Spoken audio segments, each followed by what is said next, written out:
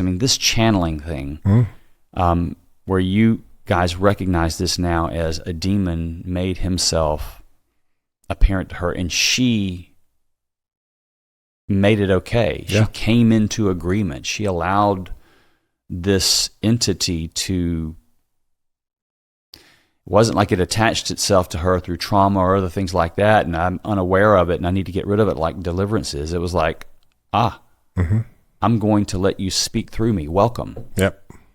Did something awaken her to that? How did she come out of that? That seems like a really tough thing to...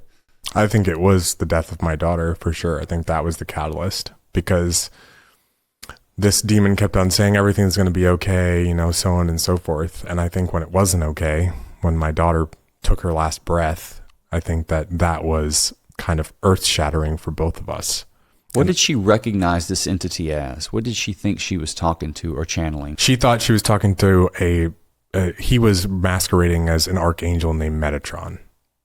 And would she go into some sort of a trance-like state or a meditative state and then allow this thing to speak through her? It was meditative. She didn't actually vocally speak. She more went into a meditation or whatever it was. He would kind of tell her things, and then she would kind of write them down and share them with me or share them with other people. But I've seen other people channeling where it's what you're talking about, where they're actually inviting the demon inside of them, and then the demon is speaking using their mouth. But that's not what she was doing. Is this really happening?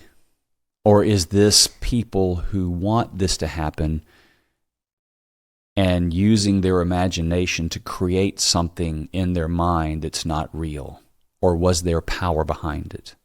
I think there was power behind it. I think there was power behind it because it wrecked our life. It wrecked our life. I mean, there's so many bad things that happened. There's so many things that were just, it was one after another. And a lot of it started when we were on that plane in Australia. I mean, if I look back on it in the trajectory of the things that have happened, I mean, it all really started from there. Yeah, I often try to look at the scenarios that we discuss on here from the eyes of people who just don't believe there's a such thing as anything spiritual, atheists, right? And just like, hey, so we don't believe in God. We also don't believe there's a devil, right, or demons. Yep. We don't believe there's anything spiritual. We are materialist. It is what exists is what we see in front of us and what we can measure, and there is nothing beyond that. Yeah. If I'm trying to represent that person here, I'm thinking, because I'm trying to ask their questions. Right? Yes. I'm thinking that's just people wanting to tap into this fictitious, higher spiritual thing, and so they're using their imagination to create messages that they are then relaying. Or if it's actual channeling where they're speaking through them, they do it and they really get into character and allow their voice to change and other things like that. What's the argument against that? What is it that they're not seeing when they're just sort of making those generalizations in their viewpoint about what's going on there? What, in your experience and in your wife's experience, could you say this like, okay, maybe I can understand that, but here? The feeling changes in the room when you're in the room with someone who's channeling, like tangibly. Like you can feel the difference in the feeling in the room. It feels like there's someone else there. Even if it's like, for example, myself and my wife, if we were in the living room or something, I could feel like there was a third presence there.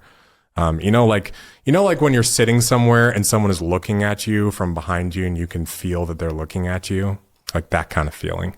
I think that's one thing. I think also another thing is that it was just the circumstantial things that happened in our life through a lot of those things, where even when this entity was talking to my wife, like things would like drop on a shelf in the other room or things like that. So just that presence. I mean, I think for me, I can understand that question from that perspective, because I think if you don't experience it, it's very difficult to be like, yeah, like, aren't you just making this up?